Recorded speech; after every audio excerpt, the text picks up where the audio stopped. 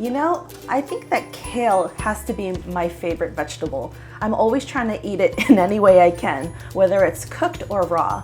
And that's why I wanted to make today my Kale Cobb Salad.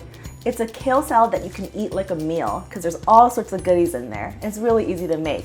So come on, grab your kale and I'll show you how to make this.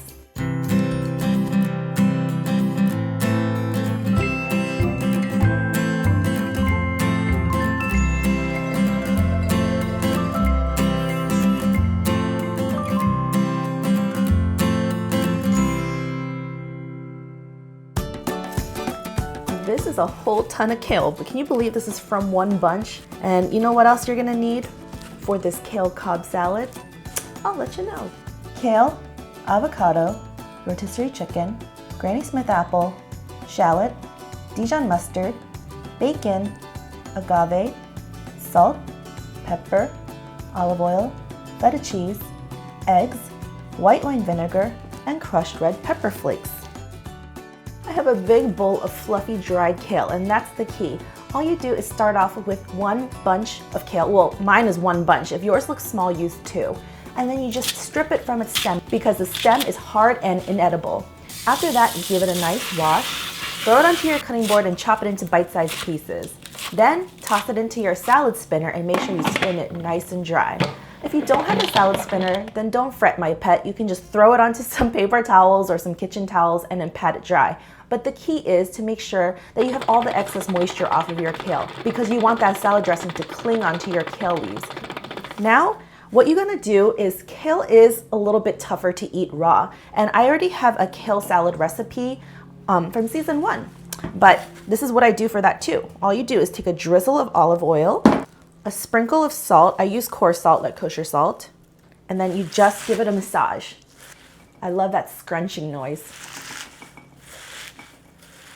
So what I'm doing essentially is just breaking down the tough cells of the kale and allowing it to become soft, almost like butter lettuce.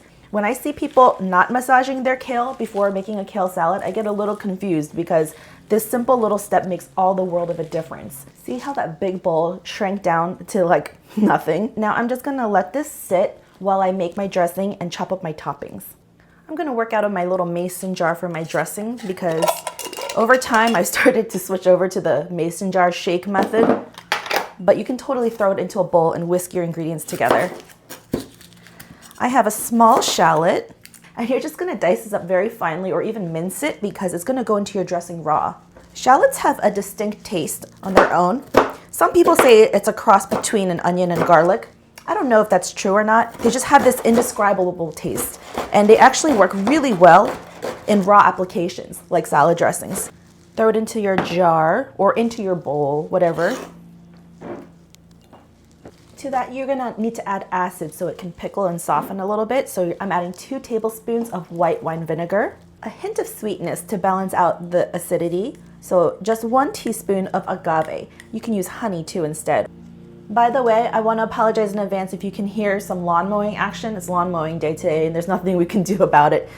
Now you need an emulsifier. So we're gonna use Dijon mustard, 2 teaspoons. This adds a little bit of creaminess and zing. Of course, some crushed red pepper flakes because it is me after all. And then, of course, olive oil. So I have 4 tablespoons.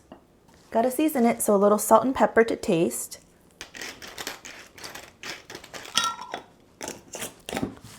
Screw on the lid and then just shake it up.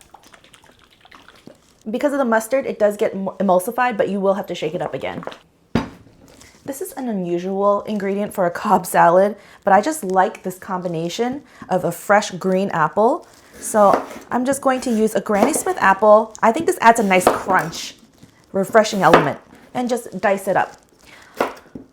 I also liked a little bit of the sweet tart factor that it adds. Avocado. This you do traditionally find in a Cobb salad. I'm just gonna dice it up carefully. Don't go through the skin. I love that there's so many shades of green in this entire salad. And this is just a rotisserie chicken I got from Costco, like one of my favorite places to be. And every time I bring a chicken home from Costco, I always go ahead and section it off and store it that way. Just gonna give it a large dice. Just enough for Joe and me to eat. You can always use a deli meat if you want to also, or like, like pre-cooked ham or turkey breast, something like that. I have 6 slices of bacon that I just cooked up.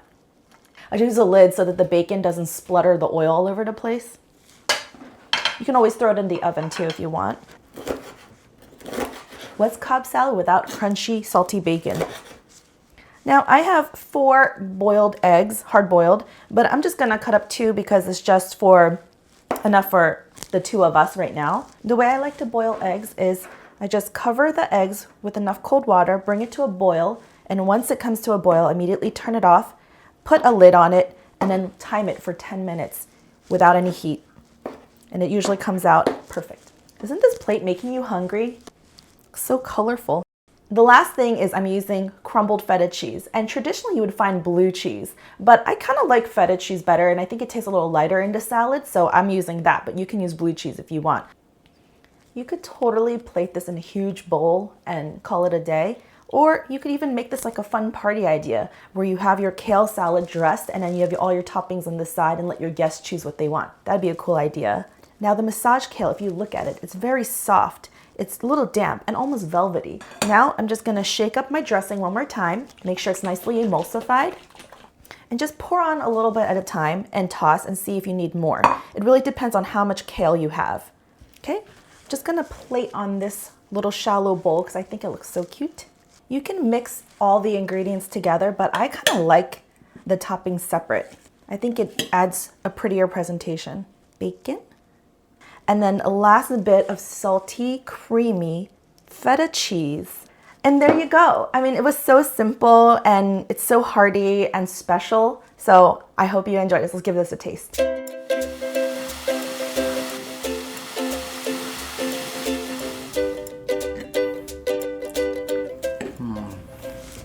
Did you even bother mixing it? No. It's okay. I like to eat it separately too. Very clean, tasty salad. Isn't the kale super soft and silky? There's not a bit of starchiness or roughness to it. And the apple goes really well together. It's refreshing. I'm not gonna lie, we were pretty hungry. We were starving filming this, so maybe that's why it tastes extra good. For substitutions, have fun with the toppings and add whatever you want. It's a good salad to clean out your fridge with. It'd be great with grilled summer corn if you have any of that left over, tomatoes, cucumbers, whatever you want. So anyways, I hope you enjoyed watching this. Be sure to check out our behind the scenes. We'll leave a link for you. And if you enjoyed watching this, then remember to tell us by pushing like, leave a comment down below, and subscribe to our channel. Thanks so much for watching. We'll see you next time. Bye. Bye. The texture of the apples and the bacon goes so well together. The chicken too. And the chicken. The avocado is so smooth. You're so smooth. Yes, I am.